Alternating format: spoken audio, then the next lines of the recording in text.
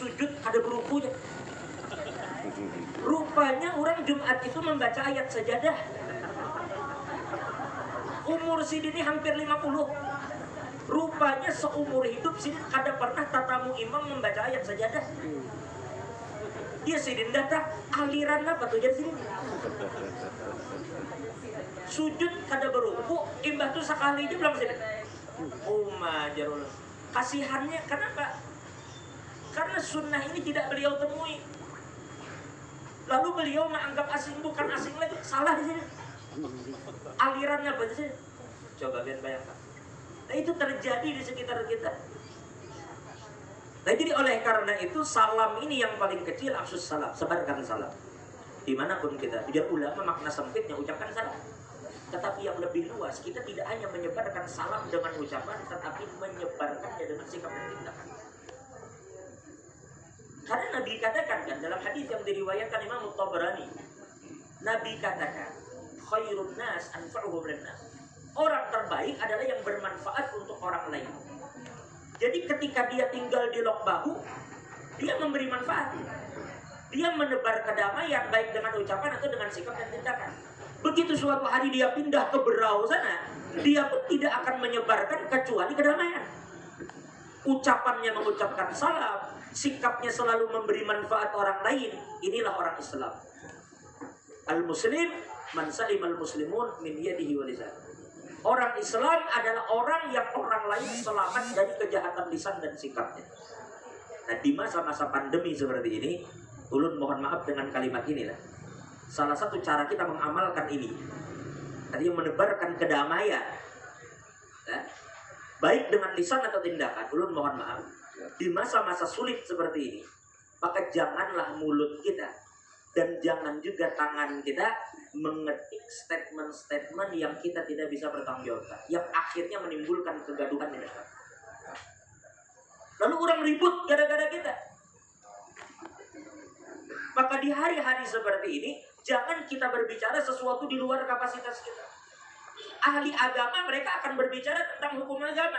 Kalau orang bertanya bagaimana misalnya orang sholat ada saf, kemudian safnya itu renggang, itu masih ranah agama. Ahli agama akan jawab.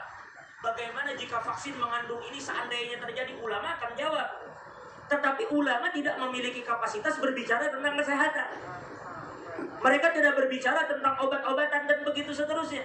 Mereka tidak bicara sesuatu di luar kapasitas mereka. Dan begitu juga dokter. Dokter berbicara sesuai kapasitas dan dia tidak berbicara hukum agama. Jadi kita berbicara di koridor kita masing-masing. Ketika seseorang sudah mulai lancang untuk berbicara di luar kapasitasnya, maka itulah yang akan menimbulkan kegaduhan dan akhirnya menimbulkan kesusahan dan kebingungan di kalangan masyarakat. Jadi yang pertama, jangan pernah berkata, bersikap, termasuk tangan. Saat ini handphone di tangan kita, kita menerima satu berita, satu kabar di WhatsApp, jangan segera meneruskan sebelum kita bisa bertanggungjawabkan bahwa apa yang kita sebarkan itu benar. Seandainya pun benar, timbang bermanfaatkah kusebarkan kada. Karena Nabi katakan, min husni islamil mar'i tarkuhu ma la ya'ni. Tanda bagusnya keislaman seseorang adalah dia tinggalkan perkara-perkara yang tidak bermanfaat untuk dia. Ini yang pertama, sebarkan salam dimanapun pian berada. Yang kedua, aqimut ta'am. Ayo berbagi makanan. Nah, terutama masa-masa sulit begini. Kami boleh katakan, di hari-hari sulit seperti ini, tampaknya tidak ada amalan yang lebih afdal setelah yang fardu daripada bersedekah. Karena ulama berikan kaidah, al-amalul muta'addi khairun minal amalil qasir. Ulama katakan amal yang kita lakukan untuk mengharap ridho Allah itu ada dua macam, Bu. Ada dua macam. Yang pertama, amal yang langsung kita laksanakan dengan Allah. Salat duha, salat witir, salat tahajud.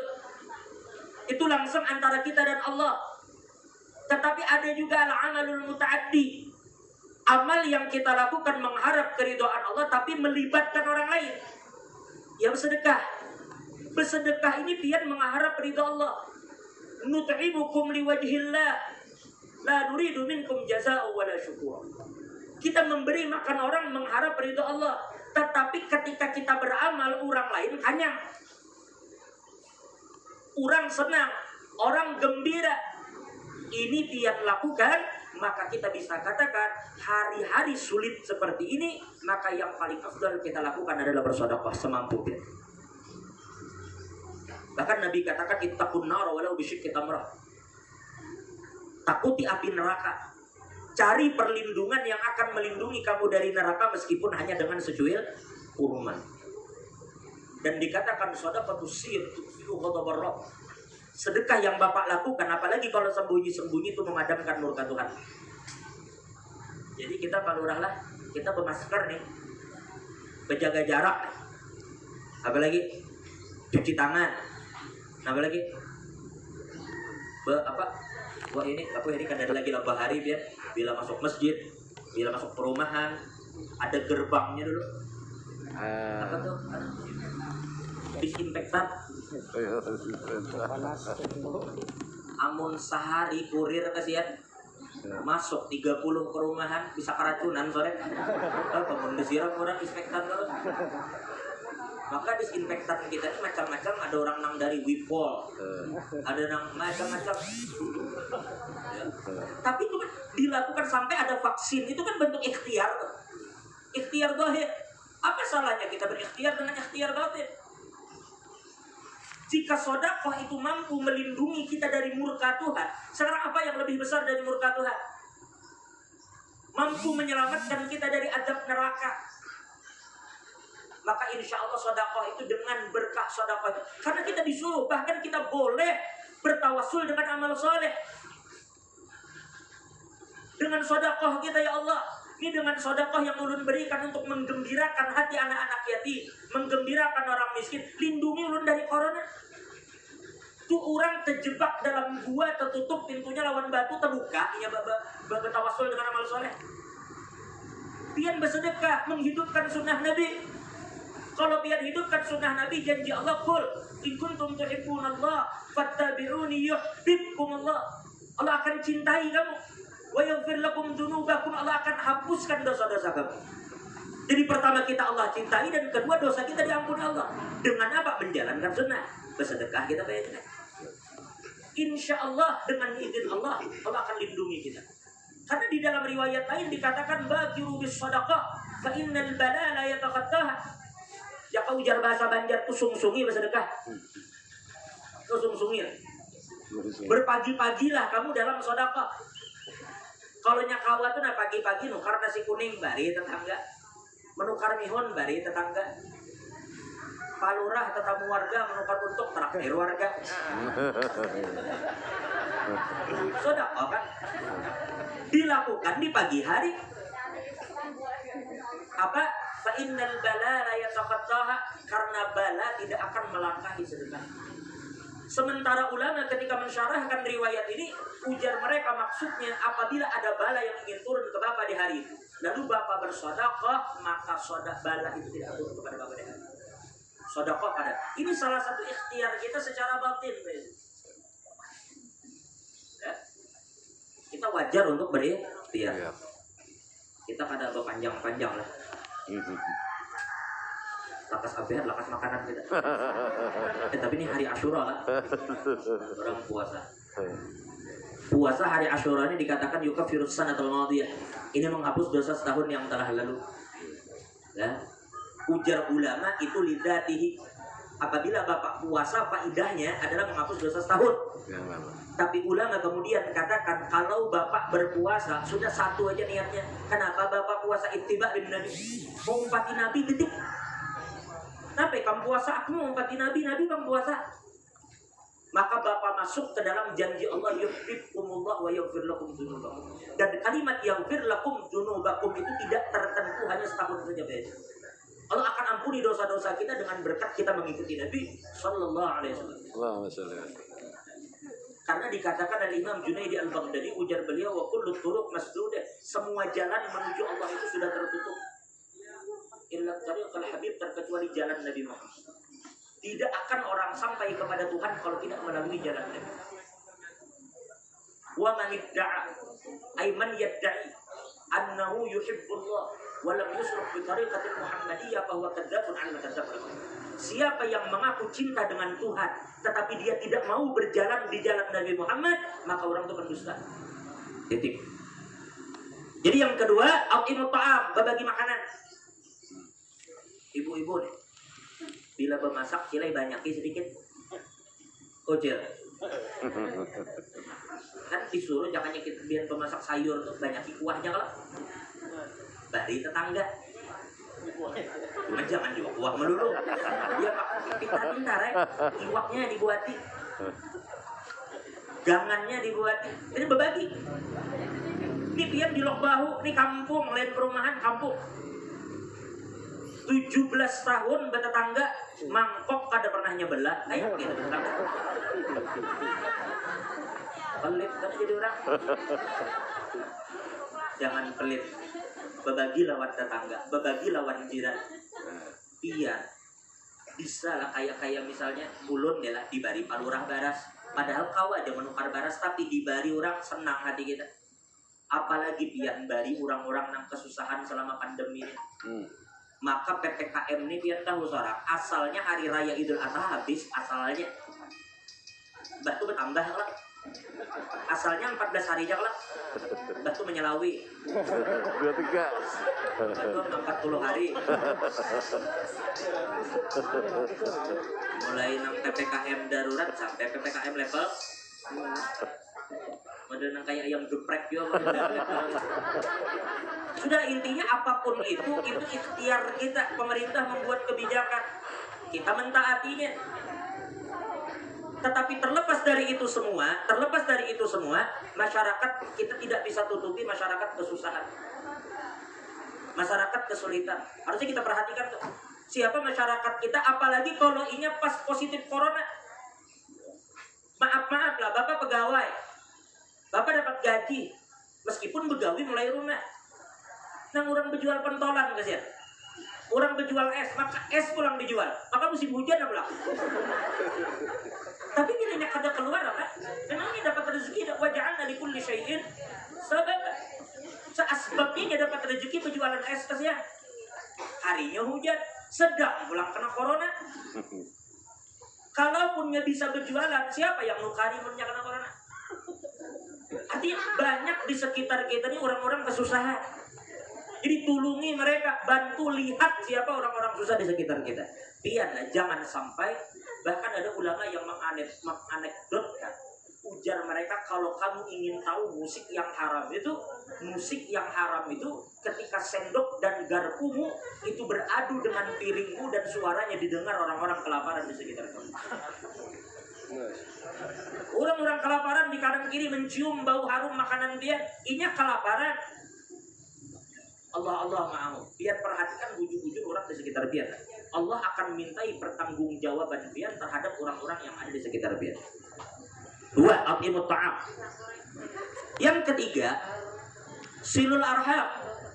Sambung silaturahim. Nah, ini termasuk di dalam hadis yang tadi yang Nabi katakan idza maridu fa'uduhu. Termasuk apabila kita mendengar saat ini ada kawan sakit, erani. Oh, ngajar. Atau ini pulang beelang. Corona. Ini antik ini bersalaman ada, tapi bakal itu ya sama, cuma digantung juga.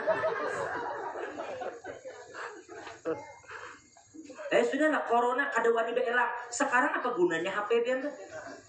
Teleponi kawan, video call. Siapa tahu dengan kabar gembira, dengan hiburan yang pian beri, ini bersemangat. Lalu imunnya naik. Atau pian beri informasi bermanfaat. Pian kada setakutan Pak Haji. Sumalam sepupu ulun, keluarga ulun garingan kayak ini dibari obat, alhamdulillah sembuh. Insya Allah pian sembuh aja juga. Pian ini kan separah kubuhannya, insya Allah sembuh. Nah, lalu hatinya gembira. Itu tujuan dari kita mengunjungi orang sakit. Dikuatkan hatinya. Ini baik orang garing pertama, maaf lah, ini berjualan. Jualan kecil aja. Bila kada berjualan, dasar kada berduit. Garing pula. Lalu yang dipikirkannya awak sakitan. Anak bini makan apa? Begawi kadakawa itu dipikirkan ya stres kawan. Lalu kita menghibur. Biar kayak apa caranya melihat sudut pandang yang lain. Bahwa Nabi katakan, Allah berfirman dalam hadits qudsi bahwa demam, bahwa sakit yang kita rasakan itu adalah sesuatu yang Allah kirim kepada hambanya sebagai yang meringankan mereka dari azab Allah kelak di hari kiamat.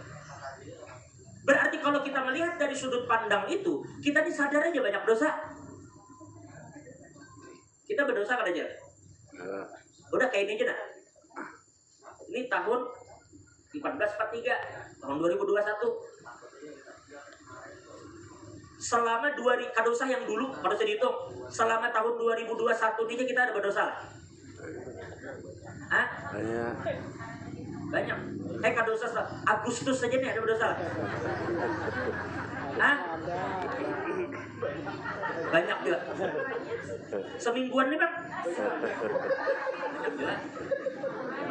Hari ini bang. Dosa aja. Mencelengi laki.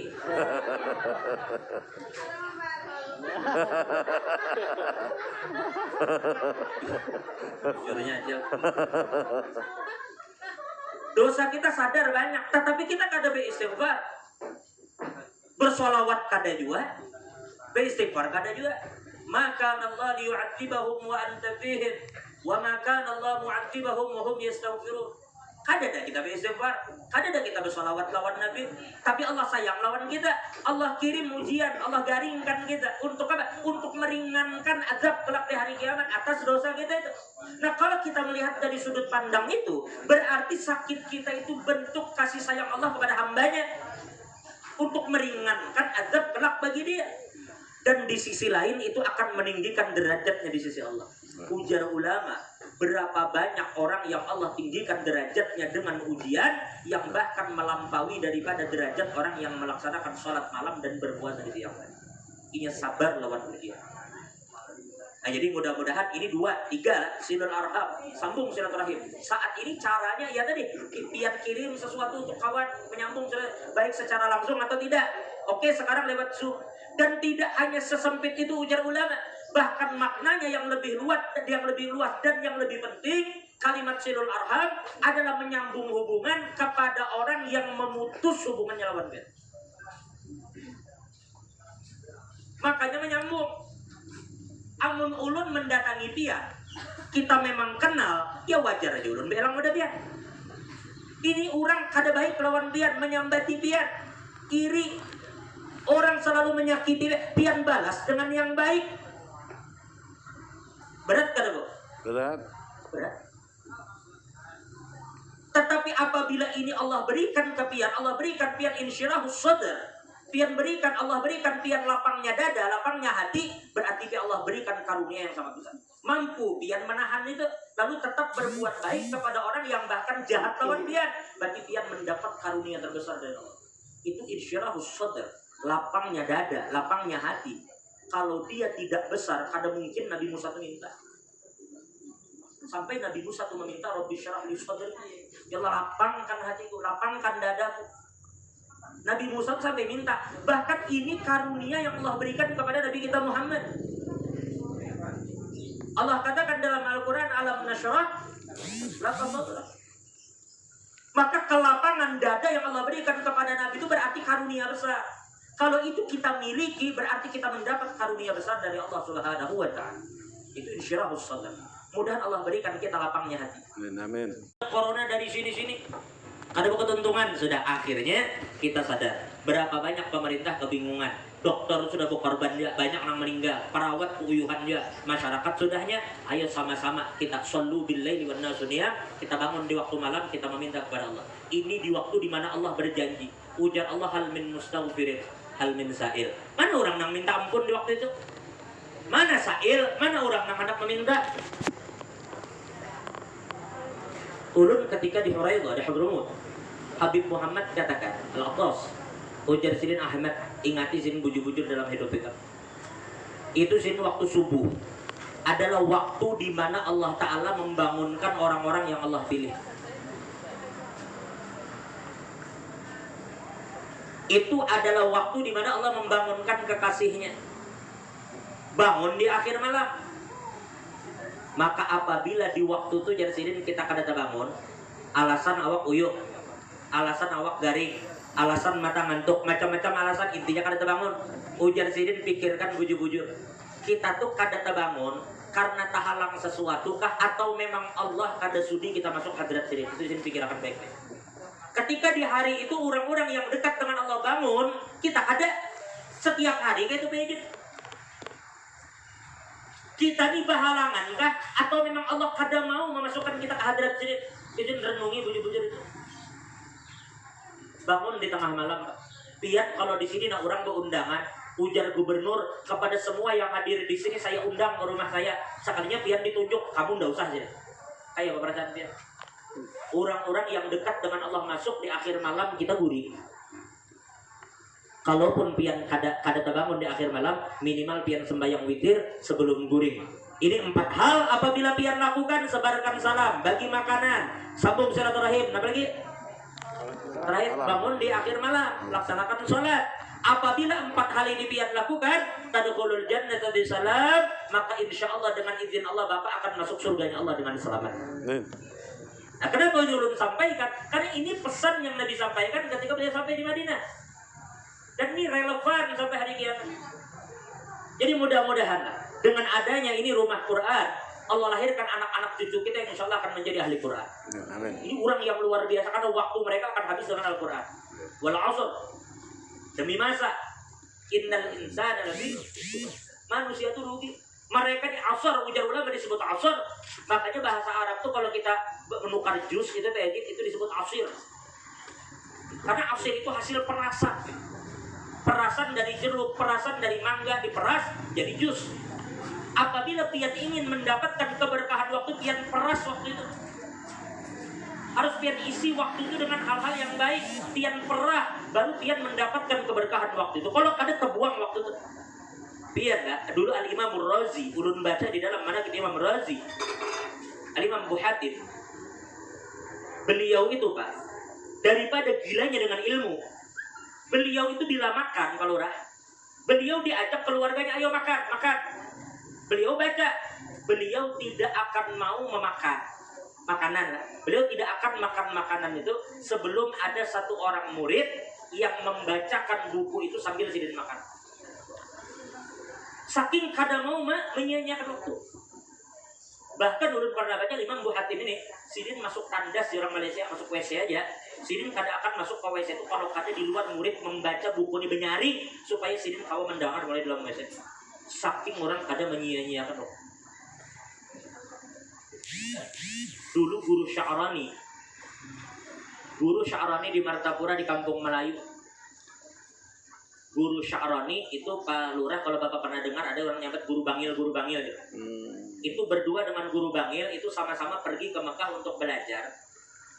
Sekitar tahun 1930 berangkat ke Mekah dibawa oleh Tuan Guru Kiai Haji Muhammad Kashful Anwar, pimpinan Pondok Pesantren Darussalam periode ketiga.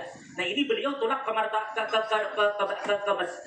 Mekah menuntut ilmu. Itu beliau di rumah Pak punya dapur, punya ruang tamu, punya kamar, semuanya hibak buku. Jadi duduk menunggu bini nyiapkan makan buku. Duduk ini buku. Ada Habib Salim bin Abdullah Syatiri. Beliau ini Pak waktu di Yaman itu dulu dikuasai komunis. Jadi tempurung kaki beliau itu Pak pecah karena dihantam pakai gada oleh komunis. Jadi makanya Habib Salim Syatiri itu berjalan pakai kursi roda. Jadi beliau naik tangga tuh jarum tuh bapapah, bepingkut. Nah tangga tuh kan ada bordes Pak Lurah. Tuh bordes ya. Kan tangga tuh bepatah, tangga naik sekali baru bebelok ya. Kan biasanya ada bordes, sekarang nyebut apa tuh? Nang mejanya tangga tuh. Nah itu meja tangga beliau tuh cukup luas Pak. Mungkin hampir separohnya panggung ini mungkin besar bordesnya. Nah di situ Pak selalu diletakkan kitab. Kenapa? Karena sini kadang kuat naik ke atas. Jadi bila naik itu di bordes itu duduk terus istirahat. Duduk dulu di situ, baca kitab. Sudah nyaman berarti naik ke atas. Itu ujar khadam sidin. Sudah ribuan kitab yang sidin selesaikan di situ membaca. Jaka bahasa kita tuh pahadangan naik. Nang kaya itu orang-orang dahulu tuh mengisi waktunya. Itu Kiai Sya'rani nang di Martapura. Ini Kiai Sya'rani ini Bapak Ibu, Kiai Sya'rani Arif dikenal muhaddis dari Martapura. Sama guru Bangil di Bangil kan. Ini berangkat tahun 1930 ke kota Mekah. Itu kalau ulun baca sejarah, itu ternyata tahun berangkatnya sama dengan orang tuanya, orang tua kita Pak Kiai Haji Muslihuddin almarhum Tuan Guru Alimul Fadil Kiai Abdul Rashid. Sirin tulak ke Mekah, umpat almarhum Dato' Abdul Hasan sekitar tahun ulun merasa mungkin Dato' Abdul Hasan yang kita jalan Kiai Abdul Hasan itu tampaknya beliau itu nafsu zaman sezaman lawan guru Kashful sewaktu di Mekah. Dan abah beliau ini almarhum Kiai Haji Abdul Rashid itu sejaman lawan guru Sya'rani, lawan guru Bangil karena berangkat sama-sama 1930 ke kota Mekah. Sebelum kemudian beliau melanjutkan menuntut ilmu ke Mesir. Nah ini ulama kita menuntut ilmu begitu. Menghabiskan waktu puluhan tahun di kota orang, di negeri orang menuntut ilmu. Alhamdulillah sekarang Azhar taklok bahu. Dulu orang bilang ke Azhar ke Mesir. Wah ini orang Azharnya taklok bahu. Kurang apa lagi sudah kita nikmat Allah berikan kepada kita. Ada rumah Quran pula. Nah itu kita tinggal sebutin. Mudah Allah tidak lalaikan kita. Kita supan baik ulama-ulama dari anak-anak pun kawak kena ditolongi jangan nangan aja bantu aja punya kawak palurah. Insya Allah Sirin melihat aja nih apa kekurangan-kekurangan. Memang kawak palurah jangan dilihat aja mengkawak. Ya dibantu ya. Untuk kumpulan kita insya Allah sedikit orang. Mudah-mudahan kawak ini jariah kita nih. Idamat tabnu adam yang qata'a amalu illa min salat. Mati kita habis ya. Maka zaman-zaman corona nih, kalau dahulu mungkin nang tuha banyak matian berdahulu. Kalau sekarang kada mesti lagi yang tuha berdahulu. Bisa juga yang anu berudi. Jadi kada mesti nang tuha lagi. Nah jadi oleh karena itu persiapan kita salah satu shadaqatin jariyah, yaitu dengan meletakkan di sini. Pian lah percaya aja. Apalagi begini nah. Ini pondasi insya Allah tamam lah sampai ke depan. Pian andak di sini karena kayak beton kah apakah jadi pondasi? Atau kena pian baru aku listriknya aja. Ulun rasa kalau bangunan puluhan tahun akan datang mungkin aja direnovasi. Tapi mun meteran listrik jarang dipakai orang. Itu selama apa itu ada di situ pahala untuk pian jalan terus aja. Tapi jangan nyepelekan sedekah jariah itu lah. Ada Nabi katakan walau bisyik kita berah secuil kurma aja biar sedekahkan bermanfaat. Apalagi nang ini nah batu-batunya biar siapkan, besinya. Makanya orang sering katakan sesepele apapun kalau sedekah jangan disepelekan. Biar percayalah kalau katakan 5.000 bisa molah biar masuk surga. Ayo apa aja? Biar kada percaya, biar nukar 5.000 tuh biar nukar paku.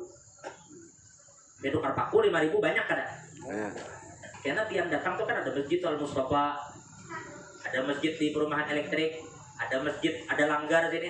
Pian masuk ke WC-nya, pian tempel paku di belakang lawangnya tuh. Untuk apa? Untuk orang maandak selawar. Itu jangan disepelekan tuh. Orang banyak diadab di kubur tuh gara-gara masalah bakami lah, jangan main-main. Nah bakami selawar ke kanuan najis, itu dibawa sembahyang. Lalu pian andak sepele memang. Nukar duit 5.000 nukar paku habis disebar di WC-WC masjid tuh paku-paku tuh deh supaya orang kawa menggantung selawar niat dia selawas apa paku tuh bertempel di lawang tuh selama itu Allah kirimkan pahala untuk dia. Ini habis nih hibak paku di itu contohnya aja paku. Nah itulah contoh. Jadi mudah-mudahan ini menjadi jariah kita ini. Nah, kita bersyukur sekali lagi kita bersyukur Pak kepada Allah. Karena kita maaf kita yang lalai. Kita mestinya supan Pak dengan adanya yang begini. Adanya acara di TV di RCTI itu nah hafiz Quran, hafiz jilid. Anak-anak Pak Imam Syafi'i umur 7 tahun hafal Quran. Itu almarhum Kiai Haji Zaini Ghani yang disebut orang guru sekumpul. Itu umur 7 tahun kan hafal Quran. Orang-orang yang disebut yang besar-besar itu mereka mesti muamalahnya dengan Quran. Orang rancak kalau di Samarinda ini membaca manakib Sesaman lah. Itu Sesama. Itu beliau umur 7 tahun hafal Quran. Wa hafizal Quran wa huwa ibnu sab'i sinin wa tabahhara fi fiqh Syafi'i wa huwa ibnu tis'i sinin. Beliau itu mutabahhir, orang yang sangat kuat pemahamannya di dalam mazhab Syafi'i bagai lautan di umur 9 tahun. Guru sekumpul tuh sini 9 tahun hafal tafsir Jalalain. Mereka begitu. Bahkan dikatakan Imam Syafi'i umur 14 tahun itu sudah memberi fatwa. Sampai ulun tertawa membaca manaqib Imam Syafi'i itu. Imam Syafi'i itu duduk, jika bahasa kita ratusan orang bebulang ganal duduk di hadapan Imam Syafi'i, belajar, bertanya, sini mengeluarkan fatwa. Siang-siang bulan puasa, begitu mengajar, Imam Syafi'i minum. Luk minum. Orang tanganga, ujar orang, wahai imam, nah biar minum. Ini kan bulan puasa. Apa jawaban Sirin? Ujar Sirin, aku belum balik, Sirin belum wajib puasa. Belum balik, orang balik dengan umur. Coba cerdas ya. Kita kada bayangkan anak belum balik melajari nang Tuhan. Tapi itu mereka memanfaatkan waktu. Itu kita supan mestinya dengan si Musa itu dah. Nah umur 5 tahun hafal Quran. Kita supan dengan siapa? Najah kah siapa namanya? Maaf, secara mental orang katakan tidak seperti yang lain. Tapi hafal Quran. Palura, umur 6 tahun, 7 tahun, 8 tahun, hafal Quran di luar kepala. Kayak kita 7 tahun, 8 tahun hafal Quran di luar kepala. Tapi ulun yakin kita nang hadir ini di luar kepala juga.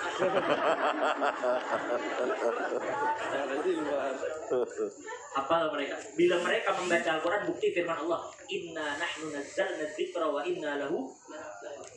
Ini ada hamilul Quran di sini. Hamilul Quran. Hum ahlullah wa khassatuh. Orang yang menghafalkan Quran, mengamalkan Quran, mereka itu pakai keluarga Tuhan, dan mereka itu orang-orang khusus di sisi Allah. Mudahan anak-anak kita menjadi orang-orang seperti itu dengan keberkahan Quran. Nah, mereka luar biasa. Umur 5, 6, 7 tahun, Bapak jangan suruh sambung. Ya ayyuhar rasul, balligh ma unzila ilaika min rabbik, fa in lam taf'al fama ballaghta risalatahu wallahu ya'simuka minan nas. Suruh sambung, kecil kan Allah. Kakanakan wah ini Pak Yajid kada musim lagi nyambung ayat. Kakanakan wah ini pian tanya ayat, letaknya pian diberitahu. Ini Pak Ajar letaknya di kanan, ini di kiri, ini di atas, ini di bawah, sampai letak ayatnya tahu. Hafal. Lamun kita jangankan letak ayat Quran jangan ingat mana. Itu saja. Lamun kita kalau nanti kita support, makanya bersyukur ada yang seperti ini. Sekali lagi ulun minta tolong. Satu, pian dukung ini. Kita bersyukur di Lokbahu ada pendidikan seperti ini. Dan ini juga rumah Quran didukung. Mudah-mudahan insya Allah menjadi rumah Quran yang bermanfaat, menjadi jariah bagi kita. Dan ulun jujur aja tadinya ulun awalnya juga di sini ulun merasa bagian juga lah dari Al-Azhar ini. Nah sempat aja memang juga alhamdulillah menimba ilmu di sini. Meskipun rancak tinggalamnya bertimbulnya. Karena beberapa waktu itu karena masih pendirian pondok itu waktu itu. Alhamdulillah sekarang pondok sudah rampung dan ulun mohon doa. Insya Allah mungkin tahun ini ulun mengikuti ujian di Musiba karena ada rencana ulun pun insya Allah hendak melanjutkan untuk menuntut ilmu di Al-Azhar. Ulun mohon doa mudah-mudahan dimudahkan Allah Subhanahu wa taala dan mudah-mudahan ini niat ini semata-mata untuk menjunjung perintah Nabi utlubul ilma minal mahdi ilal lahir. Kita disuruh menuntut ilmu terus sampai kita mati dan kita ilmu kada apa-apa karena kita merasa jahil. Kita merasa jahil, kita tahu bahwa Tuhan itu alim. Semakin kita menuntut ilmu di situ kita sadar ternyata betapa banyaknya ilmu Allah yang harus kita. Nah itulah pada akhirnya ilmu yang kita tuntut adalah ilmu yang melahirkan khasyah, rasa takut kita kepada Tuhan. Sehingga kita menjadi yang dikatakan Allah dalam Al-Quran, innama yakhshallah min ibadil ulama. Mudah-mudahan Allah berikan ke ilmu yang ilmu itu menjadi jembatan kita takut kepada Allah. Ulama katakan wal muradu bil ilmi al ilmu nafi'ul ladzi yakunu wasilatan ila ridallah azza wa jal in lam yakun kadzalika lam yakun ilma bal huwa bil jahli ushbiha. Apabila ilmu itu tidak bisa menjadi jembatan kita mendapat keridhaan Allah, maka meskipun kita berwawasan, berpengetahuan, tetapi hukumnya kita jahil di hadapan Allah. Kalau ilmu itu tidak bisa menyampaikan kepada ridha Allah, kita jangan menuntut ilmu untuk mencari ridha manusia. Ridha nas ghayatun la tudrak. Keridhaan orang adalah tujuan yang mustahil dicapai. Jadi kayak Pak Lurah, kita semua, Pak Yajid polisi, Pak tentara, para guru, kita semua melakukan tugas kita masing-masing. Kita kadang mencari muha di hadapan manusia. Kita kadang mengharap pujian manusia. Kita kadang mengharap penilaian manusia. Bila pian melakukan perbuatan Allah ridho, itu pun yang diajarkan Nabi, jalan kita kada peduli lagi bandir orang. Oh, ridho nas wa yatun latudrak, ridho orang mustahil untuk pian capai. Bila Allah ridho, Nabi ridho, cukup bagi pian. Mudah Allah merahmati kita semua. Mudah-mudahan semua yang terlibat dalam acara ini diberikan keberkahan oleh Allah Subhanahu wa taala. Karena Al-Qur'an berkah, manbaul barakah, tempat sumber berkah. Mudah-mudahan siapapun yang berkaitan dengan Al-Quran diberkahi oleh Allah Subhanahu wa taala.